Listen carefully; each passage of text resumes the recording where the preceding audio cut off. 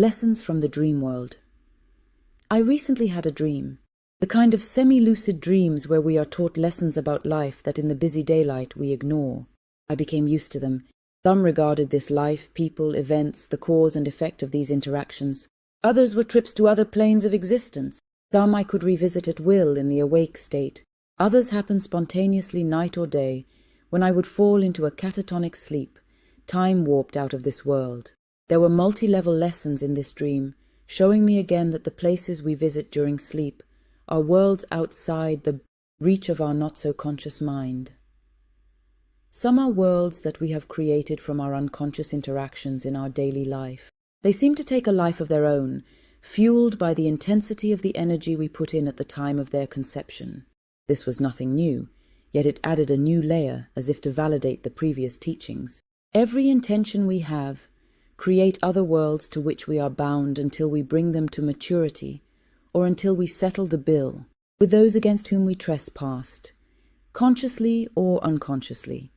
The first time I discovered this was when I ended in a greyish world similar to ours but undefined, a world whose call I could not translate, until a man with an undistinguishable figure appeared abruptly before my eyes, asking me bluntly, "Define your intentions." His request was somewhere between a prayer and an order.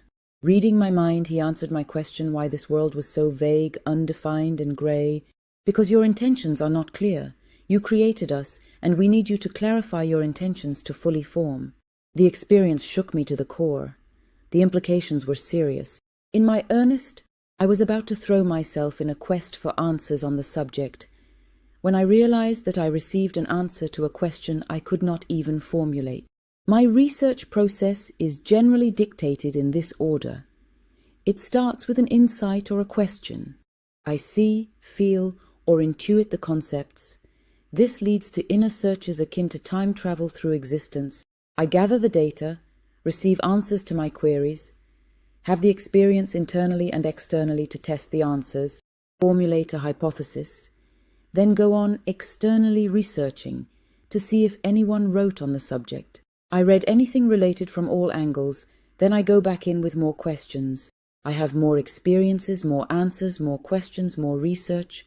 Through this process, a few days later, I was immersed again in a communication with another world, a group of beings that called themselves the Watchers, giving me the answer to what that man meant. This time I was awake. Now you know how we feel when humans pray, beg was their meaning, to us to change their lives. It's not a pretty feeling, is it?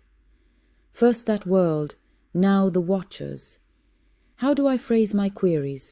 After a few hit-and-miss search entries, one more ridiculous than another, I stumbled upon an old paper of the ancient mystical order of the Rosicrucians, mentioning these worlds under the name of thought forms or egregory. As fascinating the trips to these worlds are, they are merciless on the everyday mind. If in a mundane mind we are used to the linear thinking where logic generally settles the matter, in the uncharted territories of the mind, logic is a handicap you are quickly forced to overcome to ensure your survival. Meaning, to ensure that you don't lose your mind on your trip into the mind. First, communication never takes place in the same way as in the physical world. No words are uttered, yet you translate your experience into words, or at least try.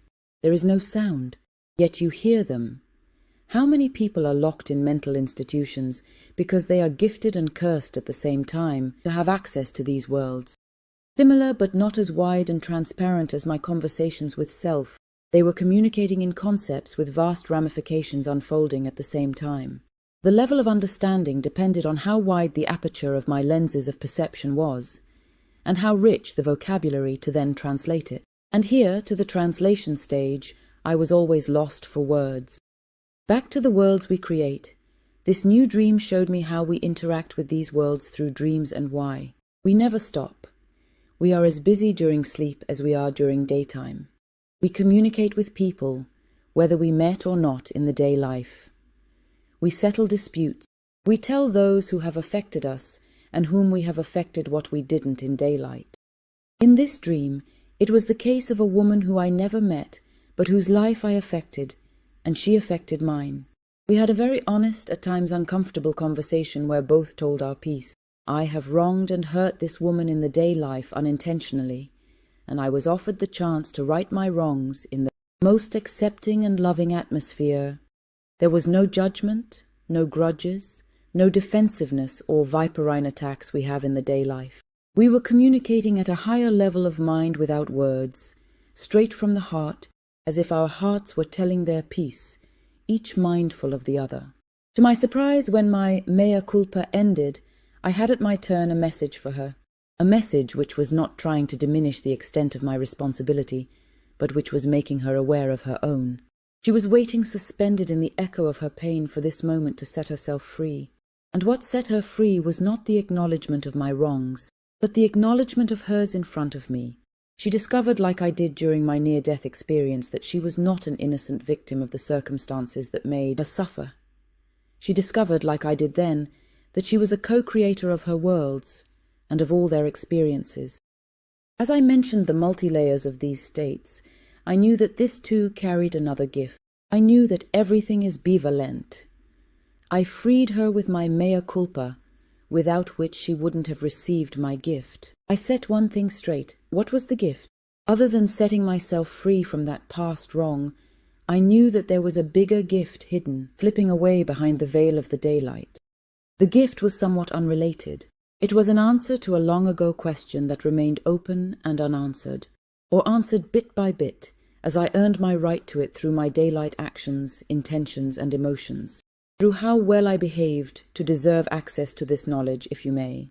It was about our body and its incredible power.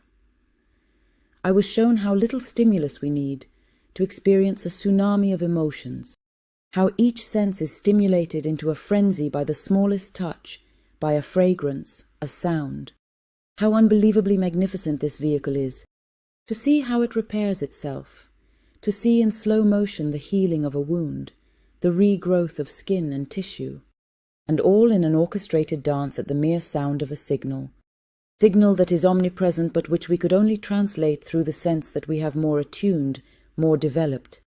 For some is sound in the classic sense heard only through the ears.